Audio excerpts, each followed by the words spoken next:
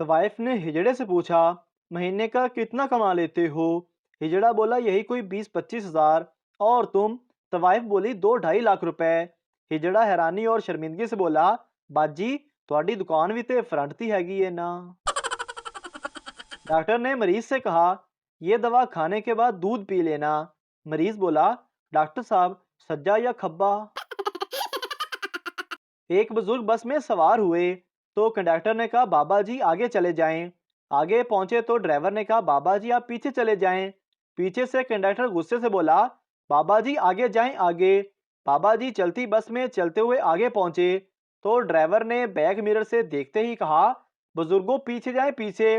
बाबा जी ने एक नज़र कंडक्टर को देखा और एक नज़र ड्राइवर को देखकर बोले, ओए चवलो, जे मैं टुर के ही जाना सी ते बस ते मैं आमलैन चढ़िया सी। लड़का, अपने बाल देखो जैसे घास उगी हुई हो। लड़की, मैं भी सोच रही हूँ कि मेरे पास गधा क्यों खड़ा है। टीवी कमर्शियल्स में माएं बच्चों के गंदे कपड़े देख देख कर हंसती हैं।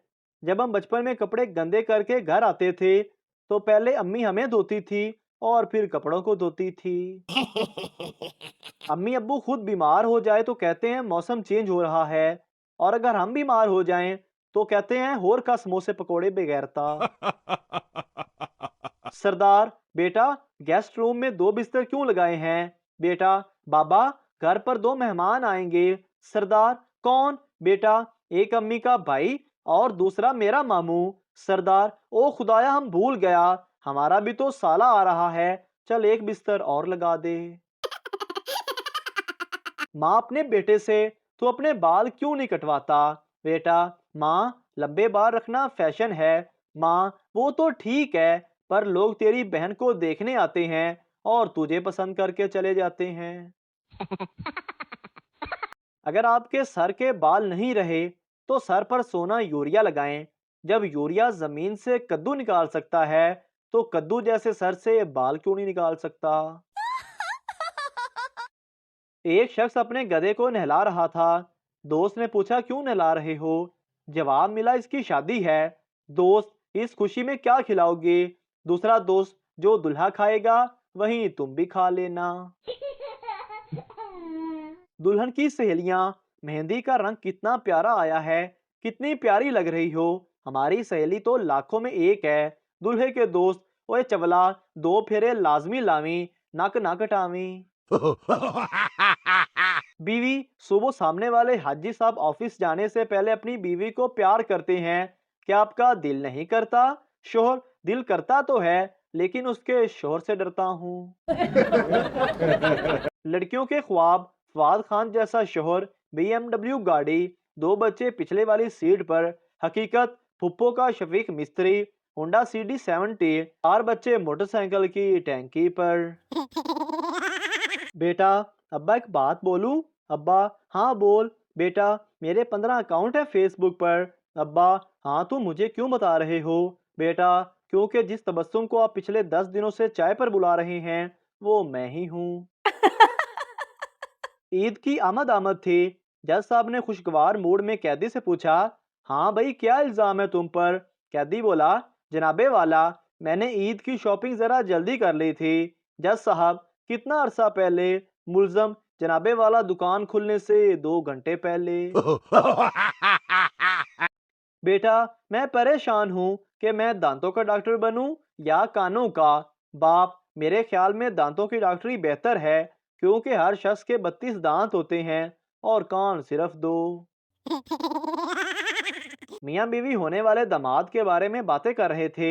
शोहर ने कहा, लड़का अच्छा है, सफेद रंगत, ऊंचा कद, फर्मा बरदार और नाक नक्शा भी अच्छा है, क्या ख्याल है? बीवी बोली, लेकिन उसमें एक खराबी है, जब हंसता है तो उसके लंबे दांत बाहर आ जाते हैं और चेहरा बुरा लगता है। शोहर ने कहा, तुम ख्वामख्वाह परेशान होती हो, अपनी बेटी से जरा उसकी शादी तो होने दो, फिर ना उसे हंसने का मौका मिलेगा और ना लंबे दांत नजर आएंगे।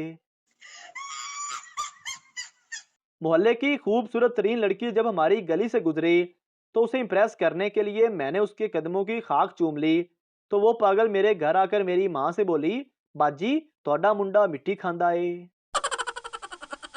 लड़की, तुम क्या काम करते हो? मैं कुछ नहीं। लड़की, फिर मुझे कैसे अफोर्ड करोगे? लड़का, घर वाले मुझे सब्जी और दही लेने भेजते हैं, हर चक्कर में 10-10 रुपए बचा लेता हूँ। एक शख्स ने चोरी की सजा का फैसला सुनते ही फरियाद की, सरकार, ये कहाँ का इंसाफ है? चोरी तो मेरे दाएं हाथ ने की, जैसा कि साबित हो चुका है, और कैद में मुझ गरीब को पूरे का पूरा अंदर डाला जाएगा।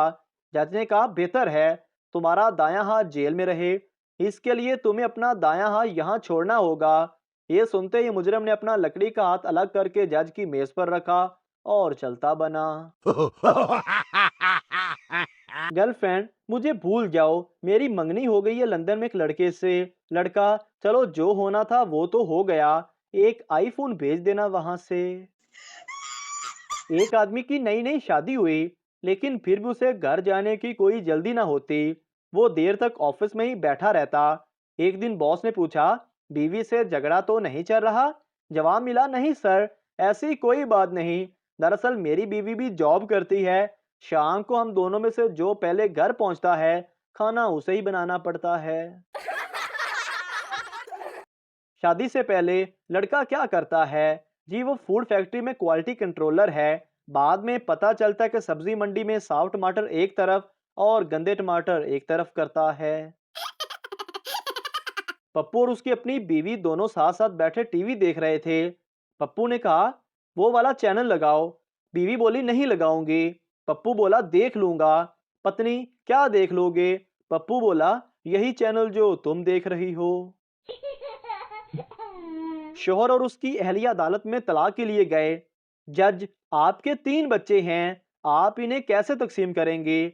उन्होंने तवील बहस की और कहा, ठीक है जनाब, हम अगले साल एक और बच्चे के साथ आएंगे। मजाक यहाँ खत्म नहीं होता। 9 माह बाद उनके यहाँ जुड़वा बच्चे पैदा हो गए। टीचर, 10 केमिकल के नाम बताओ। Pappu, oxygen, chlorine, fluorine, bromine, Noreen, Amreen, Samreen, Nausheen, Rameen, Yasmin. एक पठान डॉक्टर से, हमारा वजन बहुत बढ़ गया है। डॉक्टर, खान साहब, तुम रोजाना 10 किलोमीटर पैदल चला करो। एक साल बाद पठान ने डॉक्टर को फोन किया, डॉक्टर साहब, वजन तो काफी कम हो गया है, मगर हम अफगानिस्तान पहुंच गया है, अभी इधर ही रुके या आगे रूस निकल जाए? गुल खान का सर फट गया। डॉक्टर के पास गया दिखाने और मरहम पट्टी करवाने। डॉक्टर ने पूछा, गुल खान, ये कैसे हुआ? गुल खान बोला, चप्पल से दीवार में कील ठोक रहा था कि अचानक एक खबीस का बच्चा बोला, लाला, दिमाग इस्तेमाल करो। एक पठान ने सरकारी जमीन पर गैर कानूनी दीवार बनाई। किसी ने उसे मशवरा दिया कि इस पर ऐसा कुछ लिखो कि दीवार पुरानी लगे। पठान ने दीवार पर लिख दिया कि हम कायदे आजम को पिशावर आने पर खुश आमदीद कहते हैं। आज एक दोस्त ने बताया कि अब्बा जी ने हम चारों भाइयों को बुलाया और आगे लकड़ियों का गट्ठा रखा हुआ था और हमको कहा, इनको तोड़ो। क्योंकि मैं जिम करता हूँ तो मैंने अकेले ही वो गट्ठा तोड़ दिया। अब्बा जी ने इस बात पर लित्तर उतार कर मेरी खूब मुरम्मत की कि ओए बेगैरता, सारे इखलाकी सबक दा बेड़ा गर्क कर देता है। मोहतरम नाजरीन, अगर आपको हमारी वीडियो अच्छी लगी है तो हमारे इस चैनल को सब्सक्राइब ज़रूर कर दीजिए, ताकि आपको इस तरह की और मज़ाया वीडियो फौरी और बरकत मिलती रहें।